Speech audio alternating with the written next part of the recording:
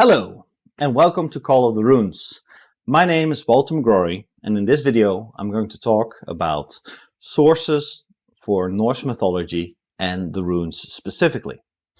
In another video, I've already talked about the rune poems. That is one of the main sources of information that we can look at the meaning of the runes. But to understand what the meaning of the runes means, we also must understand the culture and the myths of the people who wrote the rune poems, because they're often kennings or they're often very allegoric.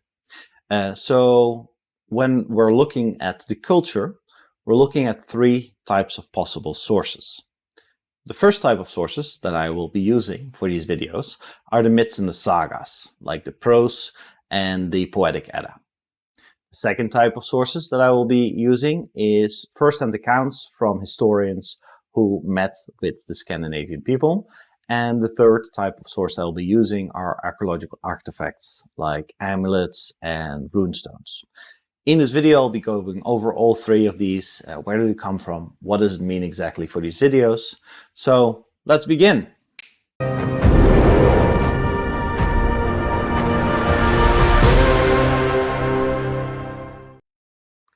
I'll begin with myths and sagas.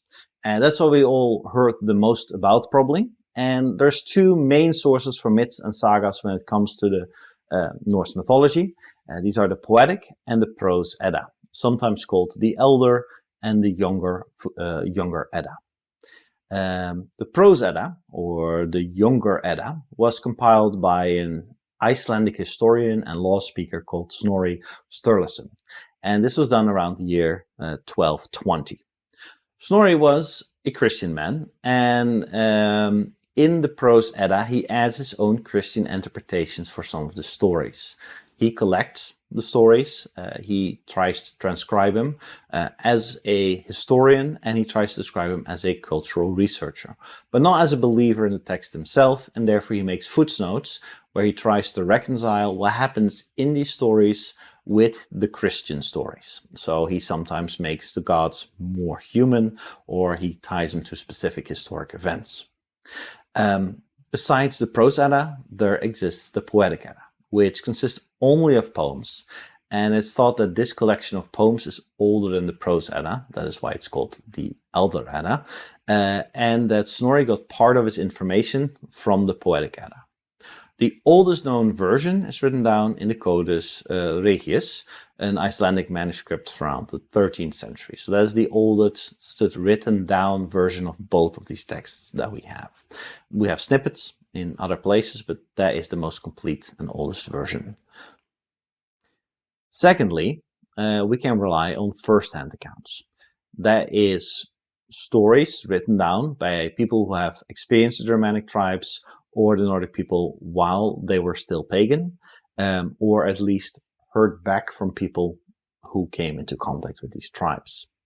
These sources are not themselves part of the culture, so they always see it through their own lens, meaning that they're not 100% reliable. The first of these sources is Julius Caesar's Gallic Wars. These detail the stories of what Julius Caesar encountered as he was fighting the Gallic people and the Germanic tribes between 58 BC and 49 BC. The second set of stories comes from Tacitus, who is a Roman historian who collected stories about the German tribes, including from Julius Caesar, and he wrote his book around 98 after the Common Era. He personally just does not visit the far north. The final set of stories that we hear come from Ahmad ibn Fadlan, an Arab who lived in the first millennium around in Russia. There he met the Rus Vikings, and he chronicles his interactions with the Rus Vikings, the rituals that they do specifically around a funeral, but also around cleanliness. The final source of information that we can look on, and I will use for these videos, is the rune database. The Rune S database contains a huge collection of rune stones and amulets and other artifacts with runes on them. The Rune-S database project started in 1986 in Uppsala by the language department of Sweden and was mostly focused on understanding the runes and the runic transcripts as how they related to the Swedish language. In 1992, Axel and Margaret from the Axon Johnson Foundation gave a big grant, and this allowed the Rune-S database to expand far outside of Sweden. Right now, the current version from 2008 contains about 6,500 objects. You can recognize each of the objects by the letter that starts with, which indicates the finding place or the current resting place of the object, and then a number which shows the order or the index of that item. Each of the objects that we're going to be talking about has a unique or two unique numbers within this Rune-S database, and I will always put those next to the objects. For instance, in the first video, I was talking about G88, the Cliver stone, which you can always look up. So if you find an object interesting when I'm talking about it, it's pretty easy to find back in the Rune-S database. Where is it found? Where is it now? What does it say? Which interpretations are there for the text? Conclusion here is that, again, from these sources, we have certain limitations. The rune stones that have been outside have withered. Amulets have slowly faded or been grinded away by sand over the centuries. And because there's only short snippets of text on amulets and longer texts on rune stones, the translations are slightly uncertain because the language is slightly uncertain. The grammar has changed a lot, and the grammar was less strict in the time that these amulets were made, in the time that these rune stones were made.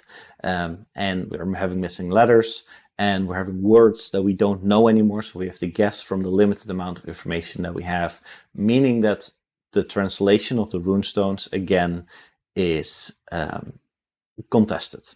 And people are interpreting them from their own agendas, and there is not always consensus. The same is true for the stories from the first-hand accounts. Julius Caesar, Tacitus, they all have ideas about the German tribes regarding their own Roman identity. So how they see these tribes reflects themselves as well. So it's very difficult to give a clear, definitive idea of what the Germanic tribes believed. When we are talking about the runes, or when I'm talking about the runes in the Elder Futhark, I'm going to be taking information from the whole of Northern Europe, from sources like Tacitus and Snorri, two sources who lived more than 1,000 years apart, and I'm going to try to find patterns. I'm going to try and find similarities. I'm going to show you these similarities, and I'm going to explain to them why I then interpreted several runes the way I do. So that's what you can be expecting. This is the last video about sources for this, and the next video will be Feu, the first rune of the first ayat. I hope to see you then, and if you like this video, please like and subscribe.